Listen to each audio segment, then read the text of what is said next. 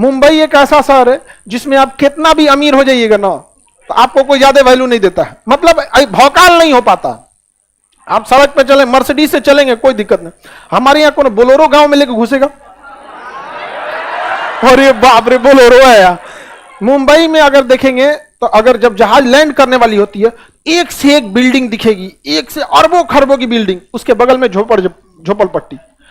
ये मुंबई में ऐसा है कि जहां बड़ी बस्ती मिलेगी वहां झोपड़पट्टी भी मिलेगी। दुनिया की सबसे बड़ी स्लम बस्ती धारावी मुंबई में करोड़ों का बिजनेस होता है धारावी में, करोड़ों का। जितनी फैक्ट्रीज है, जैसे कोई कंपनी, जो कोई बढ़िया कंपनी है शर्ट बनाती है तो बटन कहीं ना कहीं लगवाइए, धारावी में दे दी, भैया तुम इसका बटन लगा के दे देना। उसमें छोटे छोटे बिजनेस है जो सप्लाई चेन में बहुत हेल्प करते हैं, तो काफी बिजनेस है वहां। तो मुंबई डेवलप भी है, समुंदर से घिरा हुआ है मुंबई। अब मुंबई की ओर उधर से नहीं, पहले इधर से स्टार्ट करते हैं। यहां देखिएगा नागपुर। मुंबई में समस्या ये है, मुंबई में ट्रैफिक बड़ी खराब है, सबसे भयानक। बेंगलोर और मुंबई का जाम रुला देता है मुंबई को। दिक्कत यह है कि मुंबई की एक साइड में समुंदर है, उसमें कुछ नहीं कर सकते हैं, अब पिछवा पहाड़ है, तो एक ओर से पहाड़ दाब दिया है, एक ओर से समुंदर, और उसी में डेवलप होना है। इसलिए जितनी बड़ी बड़ी बिल्डिंगें देखेंगे मुंबई में, क्योंकि एक्सपेंशन का ज्यादा जगह नहीं है। और दिल्ली में गवर्नमेंट कहती है कि ज्यादा ऊंचा नहीं ले जाने देंगे तुमको, क्योंकि ज्यादा ऊंचा ले जाओगे तो एक ही जगह लोग सिमट जाएंगे, चौड़ा होने दो, ताकि हरियाणा, राजस्थान, मध्य प्रदेश के अगल बगल का भी एरिया आए यहाँ पर। ट्विन टावर जो गिराया गया था ना, वो लंबाई की वजह से नहीं गिराया गया था, उसमें नॉर्म्स पूरे नहीं हुए थे, उसमें नॉर्म्स नहीं पूरे हुए।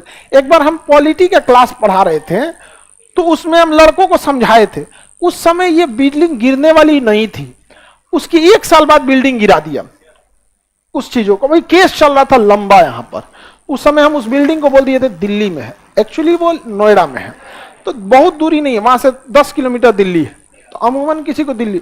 तो अभी क्या है कि वो बिल्डिंग गिर गया तो लोगों को हाईलाइट हो गया, अरे भैया गिर गया वहां पे। अब जिस दिन गिरा था हम वहीं पे थे, नहीं हम तो दिल्ली में क्लास, जब गिरा तो देखे कि भैया हमारा जो ऑफिस है ना दिल्ली, जो आप लोग का जहाँ में ऑफिस वगैरह वहां से पास में ही है, वहां पर तो बड़ा हल्का मजा, इतना भयानक गिराया गया था उस बिल्डिंग को। तो जो बिल्डिंग गिराया गया ना, तो वो बिल्डिंग नॉर्म्स पूरा नहीं किया था, रूल रेगुलेशन, इसलिए गिराया गया। नहीं तो हाइट से कोई दिक्कत नहीं, एक से एक बिल्डिंग है दिल्ली में, नहीं तो नोएडा गुड़गांव में। आगे बढ़ जाए, अब देखिए नागपुर भी अलग डेवलप, मुंबई भी अलग डेवलप। इन दोनों शहरों के बीच में आने में लगभग 18 घंटे लगते थे। इन दोनों के बीच बनाया गया एक्सप्रेसवे। क्या बनाया गया? एक्सप्रेसवे। महाराष्ट्र समृद्धि महामार्ग आज इस दूरी को कम करके आप 8 से 9 घंटे में कवर कर लेते हैं। 120 किलोमीटर ये स्पीड में चलिएगा, 120 के स्पीड में ना तो पुलिस चालान नहीं काटेगी, 120 तक चल सकते हैं। और हमारे यहाँ गाड़ियों पे लिखा रहता है 40। समझ में गया? स्पीड कितना है? 40। और वहां पे कितना है? 120। समझ में गया? तो महाराष्ट्र कितना गुना भाग रहा है? 3 गुना। हो गया काम खत्म। हम कहीं भी जा रहे हैं लोग, हम लोग तो हमारे यहाँ बहुत सारी समस्याएं हैं।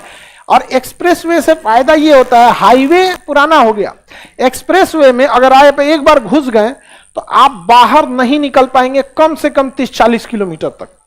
यानी एक जिला में एक के कोई एंट्री पॉइंट देता है उसमें। हाईवे पे तो कौन बकरी लेके चल आता है, चल चल चल चल, कपड़ा सुखा देता है, बोरा वगैरह सुखा देगा। अब उसमें कैसे आप जा पाइएगा 120 की स्पीड में? पता चला कपड़ा सुखाने वाले को आप तो हिला दिए वो पार। उसमें सड़क में कहीं कट नहीं दिया होता है और कटीले तार से दीवार उठा दिया जाता है कि जानवर भी ना है, कुत्ता, कभी गाय, हालांकि कभी कभी गाय भैंस कूद के चल आते हैं तो मर जाता। एक्सप्रेसवे में जो गया कुत्ता, सियार, गाय भैंस तो मर जाते हैं एक्सीडेंट होकर। तो एक्सप्रेसवे बहुत जरूरी है। उत्तर प्रदेश में सबसे ज्यादा एक्सप्रेसवे, उत्तर प्रदेश से सबसे ज्यादा एक्सप्रेस है, पूरा इधर से उधर जाए। बिहार में अभी एक्सप्रेसवे नहीं है। एक्सप्रेसवे में होता है कि आप जिस लेन में घुस गए अब निकल नहीं सकते। गलती से अगर आपको मुड़ना था और नहीं मुड़े ना, हो गया 30-40 किलोमीटर काम हो गया, अब आप चलते रहिए। तो वहां 30-40 किलोमीटर पता भी नहीं चलता है। 30-40 किलोमीटर 15-20 मिनट में निकल जाता है धड़ाम से। लेकिन 30-40 किलोमीटर तो आगे ले जाएगा, फिर यू टर्न मार के 30-40 किलोमीटर आइएगा। बहुत लंबा भयानक मारता है एक्सप्रेसवे पर। तो एक्सप्रेसवे बहुत जरूरी है। बिहार में भी एक्सप्रेसवे होना चाहिए। हालांकि औरंगाबाद से जयनगर के बीच में एक्सप्रेसवे बनना प्रस्तावित है। अब ये कितने सालों में बनेगा, 2030-35 तक तो बन ही जाएगा। हाँ बन जाना जी, 35 तक तो बन ही जाएगा। आगे बढ़े।